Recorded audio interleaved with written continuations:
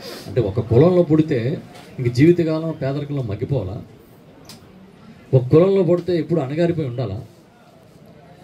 దళితులుగా ఎవరన్నా పుట్టాలని కోరుకుంటారా అన్న చంద్రబాబు నాయుడు ఎక్కడ? మా ఇంట్లో దళితులు ఉన్నారని చెప్పి జగన్మోహన్ రెడ్డి గారు ఎక్కడ? మా కుటుంబంలో దళితులు ఉన్నారు, మా మేనత్తలకి మా పెళ్ళిళ్ళే చేశారు మా కుటుంబంలో అని చెప్పిన జగన్మోహన్ రెడ్డి గారు ఎక్కడ? మొన్నే ఒక వీడియో రిలీజ్ అయింది. నేను మాట్లాడితే మనకి సభ్యత కాదు, కానీ మీరు అందరూ చూస్తుంటారు. చంద్రబాబు నాయుడు గారి సతీమణి మాట్లాడిన వీడియో. సరే, అది వాళ్ళ వ్యక్తిగతం, వాళ్ళ అభిప్రాయాలు వాళ్ళకు ఉంటాయి. నేను ఎందుకు చెప్తానంటే, ఇది ఒక నాయకుడు మనకిచ్చే గౌరవానికి సంబంధించిన వ్యవహారం. ఆయన మనతో ఎలా ఉన్నారనేది ఆలోచించాడు. ఏ నాయకుడు, ఏ ప్రభుత్వం ప్రతి ఒక్కటి జేబులో కోట్లు కోట్లు కుమ్మరించలేదు. కానీ అవకాశం ఉన్నందుకు హెల్ప్ చేయాలని ఉద్దేశంతోనే జగన్మోహన్ రెడ్డి గారు ఇవాళ నేరుగా డీబీటీ కింద పథకాలు ఇచ్చి ఒక భరోసానిచ్చారు. నేరుగా వాళ్ళ కోసం సాయం చేశారు. నేరుగా వాళ్ళ కోసం నిలబడి కరోనా వచ్చినా కష్టం వచ్చినా పనిచేశారు. వాళ్ళు ఇంతమంది పేద కుటుంబాల్లో డాక్టర్లు అవుతున్నారు, ఇంజనీర్లు అవుతున్నారు, ఉన్నత చదువులు చదువుతున్నారు, విదేశాలు వెళ్తున్నారంటే కారణం ఎవరు? దానికి బీజం వేసింది వైఎస్ఆర్ అయితే ఆ మొక్కని వృక్షంలాగా చేస్తుంది జగన్మోహన్ రెడ్డి గారు. ఒక జాతి తలెత్తుకుని తిరిగే పరిస్థితిని తీసుకొచ్చారు రాజశేఖర రెడ్డి గారు, జగన్మోహన్ రెడ్డి గారు అంటే సందేహమే లేదు. మీరు ఎవడైనా ఎక్కడైనా ఏ డిబేట్ కానీ రమ్మని, ఏ డిబేట్ కానీ రమ్మని. నేను ఎందుకు చెప్తామన్నానంటే,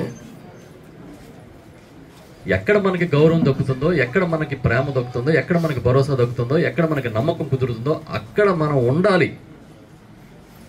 ఆ నమ్మకం దక్కిన దగ్గర మీరు ఉన్నారు, ఉంటారని నేను నమ్ముతున్నాను. ఒక వ్యక్తిగా, ఒక ప్రజాప్రతినిధిగా నేను కానీ, మా కుటుంబ సభ్యులు, మా నాన్నగారి దగ్గర నుంచి మా తమ్ముడి దగ్గర నుంచి మా కుటుంబ సభ్యులు, మేము ఏ రోజు ఒక కులం కోసం పరిమితమైన వాళ్ళం కాదు. మా పుట్టుకతోనే మాకు ఆత్మబంధువుల్లాగా అన్ని కులాలు ఉన్నారు.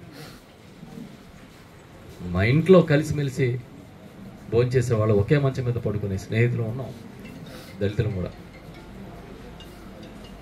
అన్నిటికన్నా గొప్పది రిలేషన్, మానవత్వం, అనుబంధం. ఇప్పుడు ఈ ఊర్లో ఉన్న ఒక వ్యక్తి పక్క ఊరు వెళ్ళి నాయకుడిగా జగన్మోహన్ రెడ్డి గారు ఒక అండగా ఉన్నారు, మనకి ఏదైనా ప్రాబ్లం వస్తే జగన్ అన్న ఉన్నాడు అనేది ఆయన నిరూపించారు. ఒక భరోసా, ఒక అండ, ఒక ప్రేమ ఆయన ఇచ్చారు. నేను నిన్ననే ఎక్కడో మొన్న ఏదో ఇంటర్వ్యూకి వస్తే చెప్పాను,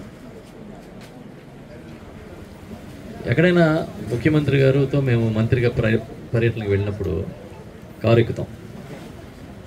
ఎక్కడైనా ఫస్ట్ ఆయన చేసే పని ఏంటంటే, అన్న నీ పేరేంటి అని డ్రైవర్ని అడుగుతారు. నా పేరు ఏదో చెప్తాడు ఆయన, ఒక శేఖర్ అని చెప్పాడు అనుకో. శేఖర్ అన్న, గుడ్, అందరు బాగున్నారా? అక్క బాగున్నా, అందరు బాగున్నారా అని అడుగుతాడు. అక్కడి నుంచి ప్రయాణం మొదలవుతుంది. అది ఆ డ్రైవర్ని కాదు, తనతో పాటు ప్రయాణం చేసే లీడర్ని, తనతో పాటు ప్రయాణం చేసే క్యాడర్ని అదే ఆప్యాయంగా, అదే నేనున్న భరోసా ఇవ్వడమే జగన్మోహన్ రెడ్డి గారి సక్సెస్. ఇవ్వాలి ఆయన్ని దగ్గర నుంచి చూసేవాళ్ళకి తెలుస్తుంది. చంద్రబాబు నాయుడుది కృత్రిమమైన ప్రేమ. చంద్రబాబు నాయుడు ఎవడన్నా కలిసి ఉంటే చూడలేడు, కుటుంబం అవ్వచ్చు, కులం అవ్వచ్చు. ఇది చరిత్ర. ఒక కుటుంబాన్ని కానీ కులాన్ని కానీ విడదీయాలంటే మీరు చంద్రబాబు దగ్గరికి వెళ్ళండి. ఎవడన్నా ఇద్దరిని కలపాలంటే జగన్మోహన్ రెడ్డి దగ్గరికి వెళ్ళండి. అన్నదమ్ముల్లాగా ఉన్న దళితుల్ని 2 ముక్కలు చేసాడు, కేటగిరీ అని తీసుకొచ్చి ఒకళ్ళనొకళ్ళు అనుమానించుకునే స్థితికి తెచ్చాడు. ఒకళ్ళొకళ్ళు నమ్ముకోలేని స్థితికి తీసుకొచ్చాడు. మళ్ళీ ఈ మధ్యకాలంలో మళ్ళీ అందరి మధ్యలో ఒక సహోదర భావన మళ్ళీ ప్రారంభమైంది. మళ్ళీ కలుస్తూ ఉన్నారు. మన కుటుంబం కాదు, ఆయన సొంత కుటుంబాన్ని కూడా విడదీశాడు. ఎన్టీఆర్ కుటుంబం ఎన్నుముక్కలు అయిపోయింది. ఇప్పుడు మళ్ళీ అవసరానికి మళ్ళీ కలుపుకుంటున్నాడు. వాడు వదిన గారిని తీసుకెళ్ళి బీజేపీలో పెట్టాడు, ఇంకోళ్ళు తీసుకెళ్ళి ఇంకో పార్టీలో పెట్టాడు. ఆయన రాజకీయమే ఆయనకి ప్రామాణికం. జగన్మోహన్ రెడ్డి గారికి అనుబంధాలు ప్రామాణికం. ఒకసారి